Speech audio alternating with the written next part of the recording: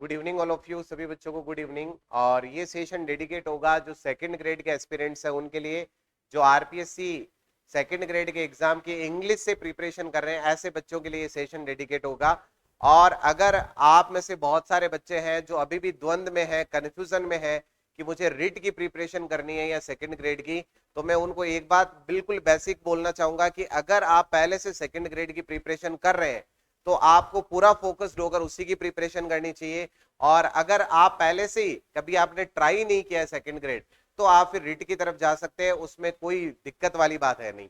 अगर आपके पास समय है 50 डेज का, अगर आपके पास टाइम है, तो आप आराम से सेकंड ग्रेड को निकाल सकते हैं। अगर आप पहले से जनरल पेपर जो है उनकी बेसिक बेसिक बातें आपने पहले पढ़ रखी है, कुछ टाइम आपने उनको अगर दिया है, तो नेक्स्ट नेक्स्ट जो 50 डेज है उसका प्रॉपर यूटिलाइज करके आप आराम से एग्जाम क्रैक कर सकते हैं। कैसे इनका यूटिलाइज करना है, क्या प्रोसेस होगा, किस तरीके से करना है, एक एक बात को ध्यान से समझिएगा। सबसे पहली बात, ये जो हमारा पूरा सेगमेंट है ये 3 पार्ट में ऐसे डिवाइड है। ये 3 पार्ट कौन कौन से है? तो पहले वाला जो पार्ट है इसे आप सेकेंडरी कहते हैं, और इसको सेकेंडरी वाले पार्ट को दूसरे नाम से हम जाने तो हम कहते थे कि सर ये ग्रामर वाला जो सेक्शन है वो यहाँ पर होगा। प्लस इसमें कुछ सेगमेंट जो है वो वोकेबलरी के भी है, तो ग्रामर प्लस वोकेबलरी का ये कॉम्बिनेशन होगा। इसके बाद दूसरा वाला पार्ट है वो ग्रेजुएशन वाला पार्ट है। ग्रेजुएशन वाले पार्ट में जैसे कि अगर आप बात करें, बेसिक सेंटेंस पैटर्न है, एमएचएम है, एसपीओसी है, ऐसे जो चैप्टर है वो ग्रेजुएशन वाले पार्ट में आपके। ठीक है, तो मैं ऐसे बड़े बड़े चैप्टर के नाम लिख देता हूं, जैसे एसपीओसी है, एमएचएम, बेसिक सेंटेंस पैटर्न। और ऐसे में इधर आगे चलूंगा तो और मुझे क्या मिलेगा, तो ग्रेजुएशन वाले पार्ट में एक लिटरेचर का सेक्शन है जो बड़ा सेक्शन होगा। तो यहां पर मैं तीसरा जो वर्ड लिख रहा हूं वो लिटरेचर। और लिटरेचर वाले सेगमेंट में भी फिर हम ऐसे 2 पार्ट बना देंगे, एक तो पीरियड और एजेस वाला, और मूवमेंट वाला आप इसी में शामिल कर दीजिए। और दूसरा वाला जो सेक्शन है इधर पीरियड के अलावा वो है लिटरेरी फॉर्म्स और लिटरेरी टर्म्स, लिटरेरी फॉर्म्स और टर्म्स। और इनके बीच में आप एक सेगमेंट डाल देते हैं, वो है राइटर वाला, जो इंडियन राइटर है उनकी बात हो जाती है। तो ऐसे ये थोड़ा सा बड़ा पार्ट है, पढ़ने में थोड़ा सा बड़ा है, क्योंकि कुछ बच्चे ऐसे भी होते हैं जिन्होंने ये पार्ट पढ़ा नहीं होता है। तो अभी डिस्कस करेंगे कैसे करना है।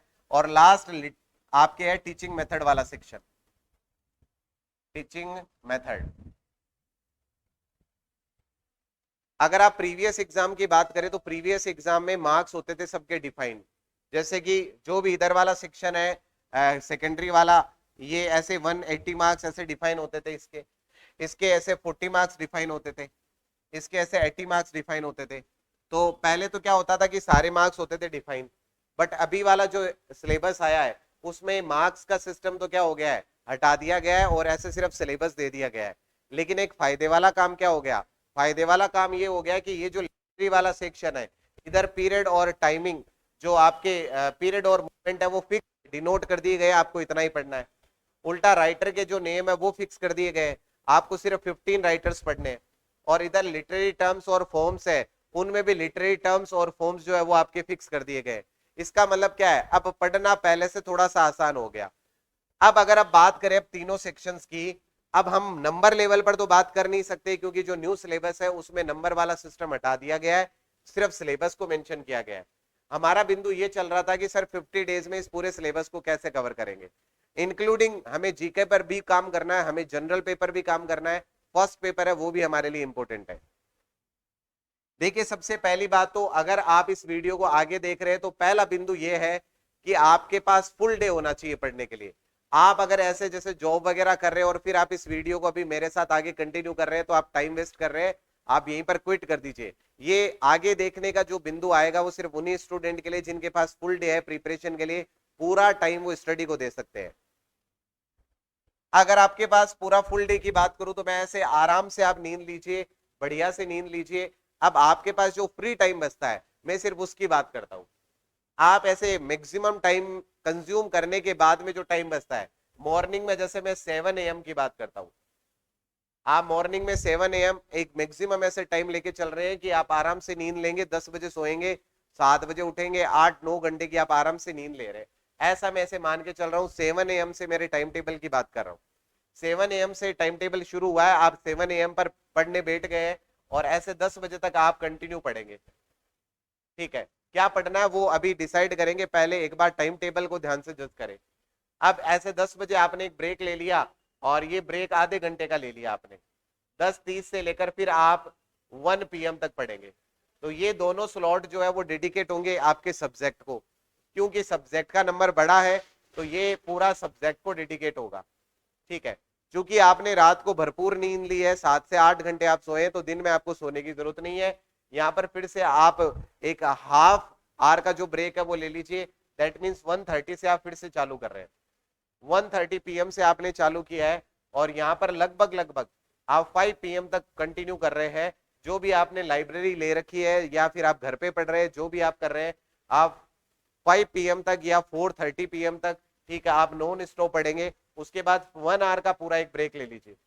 इसमें आप कोई भी एक्टिविटी जो आप हमेशा से करते हैं एक्टिविटी नहीं कर रहे हैं, तो थोड़ा ऐसे चिल फील करने के लिए थोड़ा सा घूम लीजिए। और उसके बाद 6 PM से 7 PM के बीच में आप खाने वगैरह के जो भी आपके रूटीन है उनको पूरा करें। और उसके बाद में 7 PM से 10 PM फिर से आप एक अच्छी स्टडी करिए। तो ये वाला जो टाइम टेबल है, इधर वाला पूरा जो टाइम है वो आप देने वाले जीके वाले सेगमेंट को। ठीक है, ये वाला सब्जेक्ट को और ये वाला जीके को। अब बात करते हैं कि पढ़ना कैसे है। ये जो टाइमिंग हम इधर स्पेंड कर रहे हैं, इसमें दो दो टुकड़े क्यों किए गए सर? 2+2 के कॉम्बिनेशन में बातें क्यों चल रही है, उसके पीछे कारण है दो। जब आप 2+2 की कॉम्बिनेशन चलेंगे तो जो फर्स्ट पार्ट होगा उसमें आप किसी चैप्टर को कंप्लीट करेंगे। जैसे ये 7 से 10 वाला टाइम है तो 3 घंटे है। 3 घंटे में मान लीजिए आप एक ग्रामेटिकल चैप्टर ले रहे हैं नाउन, आप इस 3 घंटे में नाउन को पढ़िए और उसके रिवीजन भी करिए। और पढ़ने का मेथड भी ऐसा नहीं कि आपको चीजें लिखनी है, आपके पास जो भी गाइड है या जो भी बुक है या जिसके भी नोट्स है, आप उन नोट्स को लीजिए, आराम से इस 3 घंटे में इस चैप्टर को पढ़िए, इसके रिविजन्स लीजिए। अगले जो ये 10:30 से लेकर 1 बजे तक का जो टाइम है, ये टाइमिंग है सिर्फ आपके प्रैक्टिस के लिए, ओनली प्रैक्टिस करना आपको। अगर आप इंग्लिश का ऐसे एक एक दिन में एक एक चैप्टर करेंगे तो ऐसे मान के चलिए कि आप आराम से, कुछ ऐसे भी चैप्टर है, जैसे मैं ऐसी बात नहीं बोलूंगा कि हर चैप्टर ऐसे 3 घंटे में पूरा हो जाएगा, कुछ ऐसे चैप्टर है जो थोड़े से लेंदी है, तो टाइम भी तो हम कितना ले रहे हैं, 50 डेज। 50 डेज में जो लेंदी चैप्टर है उनके ऐसे 2 टुकड़े करिए आप। ठीक है, मान लीजिए जैसे इंग्लिश राइटर की बात है, 15 राइटर है, एक दिन 7 ले लीजिए, अगले दिन 8 ले लीजिए। या ऐसे अगर आपको लगता है कि 15 है तो सर मैं 5-5 के ग्रुप में ले लूं, तो 5-5 के ग्रुप में ऐसे 3 सेटलमेंट 3 सेगमेंट बना लीजिए।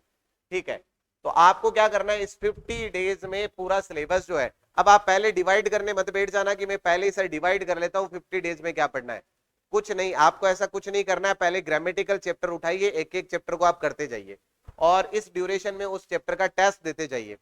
और इधर क्या करना है, इधर बिल्कुल वही चीज जो आप ऊपर कर रहे हैं, इधर आप क्या करेंगे, इधर जो चीज आपने ऊपर की यानी कि 2 पार्ट में आपने इसको डिवाइड किया, तो फर्स्ट वाला जो टाइमिंग है इसमें तो आप क्या करेंगे, रीडिंग करेंगे। इसमें तो आप करेंगे रीडिंग, और रीडिंग करने के बाद यहाँ जीके में नंबर ऑफ क्वेश्चन बहुत ज्यादा, तो आपको सारे क्वेश्चंस नहीं निकालने हैं।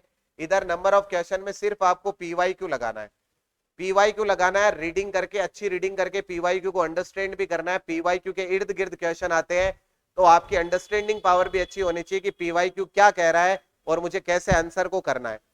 तो ऐसे आप पीवाईक्यू लगाएंगे। और इस वाले सेगमेंट में क्या करना है, पहले चैप्टर, चैप्टर के बाद प्रैक्टिस, इधर फिर रीडिंग। रीडिंग का मतलब आपने जो भी चैप्टर पढ़ने 1 2 3, ऐसे जीके में क्या है, बहुत वाइड सिलेबस है, आपके चैप्टर का नंबर ज्यादा है, तो आप क्या करेंगे, एक एक दिन में 2 2 चैप्टर लेने की कोशिश करें। रीडिंग किया, उसके बाद उसका क्या कर लिया आपने, पीवाईक्यू लगा लिया। ये वाला जो प्रोसेस है वो एवरीडे फॉलो करना है। इसमें ऐड लेस करने वाली चीजें हैं वो आपको बड़े अच्छे से पता होती है कि कहां मुझे ऐड करना है, कहां लेस करना है। किसी दिन बहुत छोटा चैप्टर है तो उस दिन आप एडिशनल एक चैप्टर पढ़ लीजिए, किसी दिन बहुत वाइड चैप्टर है उसके 2 टुकड़े कर लीजिए। ठीक है, अब सबसे पहले सर पढ़ना किसमें है, मैं अभी सारी बातें सिर्फ सब्जेक्ट को लेकर करूंगा। ग्रामेटिकल सेक्शन, सॉरी, जो जनरल पेपर आपका, जनरल पेपर आपको अपने अकॉर्डिंग करना है, मैं सिर्फ सब्जेक्ट की बातें करूंगा। अब पढ़ने का मेथड क्या करना है वो देखिए। आप सबसे पहले अगर आप पढ़ना शुरू कर रहे हैं तो आप सबसे पहले शुरू करिए टीचिंग मेथड। उसका कारण क्या है? उसका कारण ये है कि वैसे ही आप जनरल पेपर में साइकोलॉजी वाला सेक्शन पढ़ रहे हैं और आपने अभी रिट के एग्जाम्स भी दिए हैं, तो ये एक ऐसा बिंदु है, भले आपका लैंग्वेज 1 रहा हो, 2 रहा हो, कुछ भी रहा हो, आपने टीचिंग मेथड तो 100% पढ़े हैं। क्योंकि इसको पहले ही शुरू करने का मतलब क्या है, आपने जो चीज पहले से पढ़ रखी है, समझ रखी है, उसको अंडरस्टैंड करना इजी गोइंग है। तो आप शुरुआत यहां से करिए, पहले टीचिंग मेथड वाला सेगमेंट करिए, और अगर आप ऑनेस्टली करेंगे तो जहां तक मेरा सोचना है, आप आराम से 4 से 5 दिन में, 5 दिन में मैक्सिमम लेके चल रहा हूं, क्योंकि 5 दिन का मतलब होता है 15 से 18 घंटे। तो आराम से इस ड्यूरेशन में आप टीचिंग मेथड को कंप्लीट कर सकते हैं रीडिंग लेवल पर। और आगे वाले जो आपके 10:30 से 1 बजे का जो टाइम है, इसमें ये जो 2.5 घंटे और 2.5 घंटे के आसपास का टाइम है, इसमें आराम से बहुत अच्छी प्रैक्टिस की जा सकती है। तो आराम से सबसे पहले टीचिंग मेथड को करिए, और टीचिंग मेथड पहले क्यों रखा है मैंने, उसका कारण मैंने बता दिया है।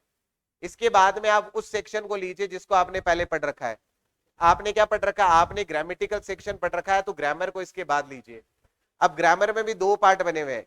ग्रामर में भी जैसे एक सेगमेंट है वो प्योरली ग्रामर वाला है सेकेंडरी लेवल पर, और दूसरा सेगमेंट जो है वो है आपके वोकेबलरी सेक्शन वाला, सिनोनिम्स एंटोनिम्स वाला। आपको अगर आपने पहले वोकेब बिल्कुल भी नहीं पढ़ा है तो एक बार के लिए उसे रखिए। आपने जो चीजें पहले कर रखी है ग्रामेटिकल लेवल पर, उनको एक एक चैप्टर को उठाइए, एक एक चैप्टर को कंप्लीट करिए। वोकेब वाला जो सेक्शन है, मैंने रखने का मतलब ये नहीं कि इसको ड्रॉप ही करना है। आप जिस भी टीचर को फॉलो कर रहे हैं, आप उस टीचर के वोकेब के जो नोट्स है उनको कंप्लीट करें। जैसे मैं पूरा का पूरा वोकेब क्लास में पढ़ाता हूं, तो अगर आप मुझसे पढ़ रहे हैं तो आप पूरी की पूरी वोकेब क्लासेस जो आपने निकाली है उनको आप कंप्लीट करें। अगर आपने नहीं पढ़ रखा है तो आप डायरेक्टली नोट्स उठाकर उनको बार बार पढ़ने की, रिवीजन करने की कोशिश करें। तीसरे जो पार्ट है उसमें किसको पढ़ना है? सर तीसरे पार्ट में अगर आपने ग्रामर पूरा कर लिया तो अब आप इसके बाद में बेसिक सेंटेंस पैटर्न, और बेसिक सेंटेंस पैटर्न के बाद में फिर आप पढ़ेंगे एमएचएम, और फिर पढ़ेंगे एसपीओसीए। ऐसे आपको ये सीक्वेंस यूज करना है। और ये कब करना है? जैसे ही ग्रामर कंप्लीट हो, क्योंकि ये वाले तीनों चैप्टर जो है इसमें ग्रामेटिकल ही सारा काम होने वाला है। तो जो ग्रामर आप पढ़ रहे हो उसी के सेगमेंट यहाँ पर अप्लाई होंगे। तो आपको क्या करना है, जो ग्रामेटिकल सेक्शन पढ़ा है उसको यहाँ अप्लाई करके चेक करना है, तुरंत आप समझ जाएंगे। जैसे ये पूरा सेगमेंट कंप्लीट होगा, इसके बाद अब ऐसा चैप्टर उठाना है जो रट्टाफिकेशन लेवल पर काम करेगा। तो पहले आप प्रोज, फॉर्म, जो ये लिटरेरी वाले जो सेक्शन है, लिटरेचर वाले, फॉर्म और फिगर्स ऑफ स्पीच, इनको पहले ना उठाए, पहले आप पीरियड वाला सेक्शन उठाए। अगर आपने बिल्कुल भी नहीं पढ़ा है, अगर आपकी लैंग्वेज 2 रही है, जैसे आपने रिट का एग्जाम दिया और उसमें लैंग्वेज 2 के रूप में आपने इंग्लिश पढ़ा है, इसका मतलब क्या है? आपने लिटरेरी फॉर्म्स और लिटरेरी डिवाइसेस दोनों सेगमेंट पढ़े हैं। अगर पढ़े हैं तो पहले आप लिटरेरी डिवाइस और जो फॉर्म्स वाला सेक्शन है उसे करें। लिटरेरी डिवाइस और जो फॉर्म वाला सेक्शन है उसे आप पहले कंप्लीट करें। अगर आपके सेकंड लैंग्वेज रहा है, अगर आपके लैंग्वेज 1 रहा है, तो मैं कहूंगा आप डायरेक्टली स्टार्ट कहां से करेंगे? अगर लैंग्वेज 1 रहा है तो आप डायरेक्टली स्टार्ट करेंगे कहां से?